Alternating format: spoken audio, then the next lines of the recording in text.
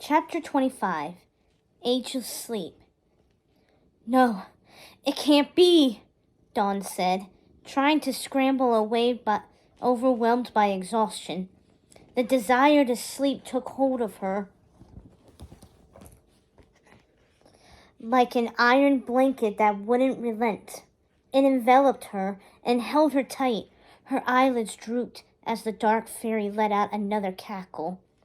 You poor, simple fool, Maleficent hissed. You thought you could defeat me?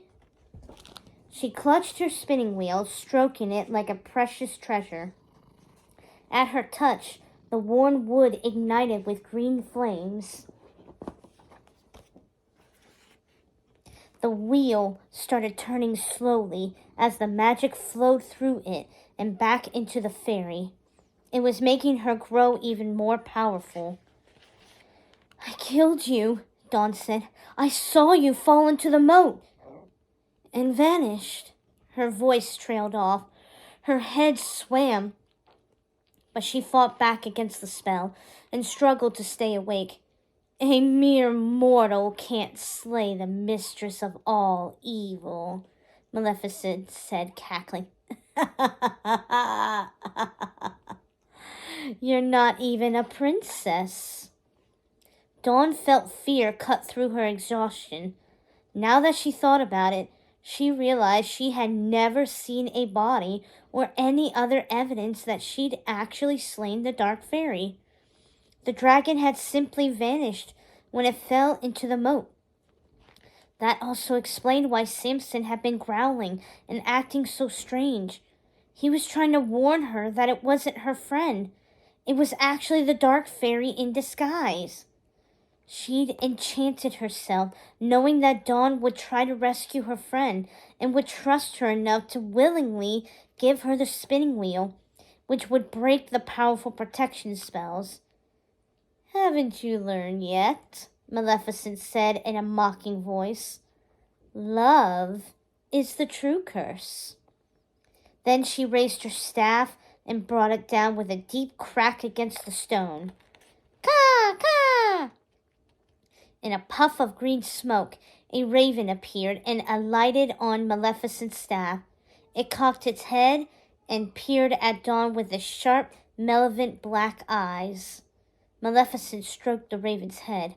My pet, what shall we do with her? The raven cawed again. Yes, I agree, Maleficent said. She raised her staff and brought it down. Crack! Chains shot out from the wall, and Dawn felt them wrap around her wrists, shackling her. The iron held her fast.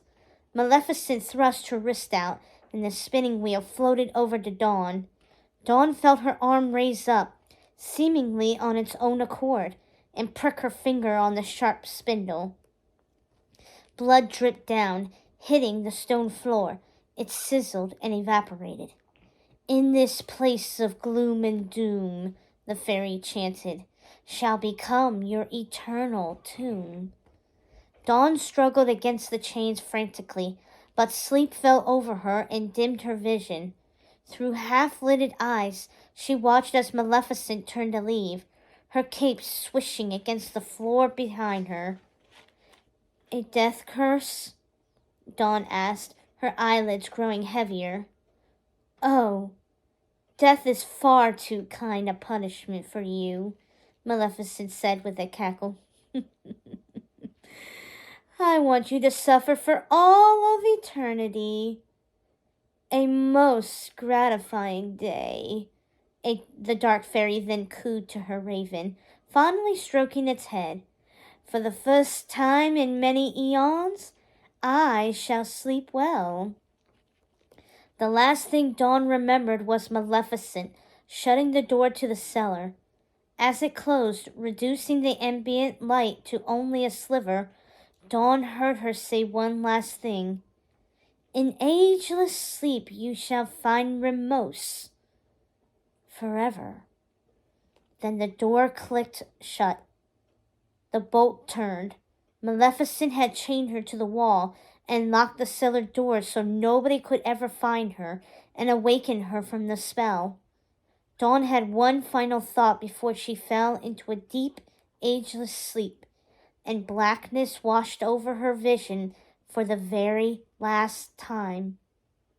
Now she was a sleeping beauty forever.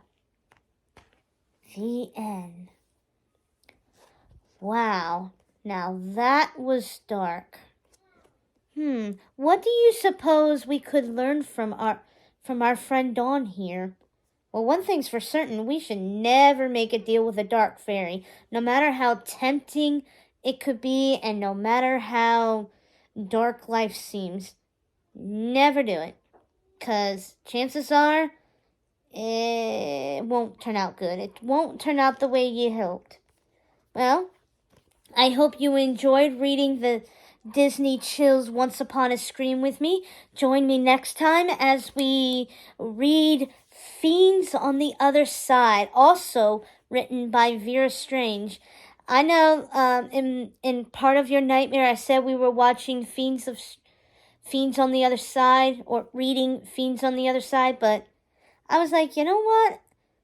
I think for my friend's sake, I'm gonna read Maleficent's story, because why not? Why not? So until next time, keep on reading, and I hope you enjoy the 100th anniversary of the Walt Disney Company. I know I am, and enjoy future readings. See you real soon.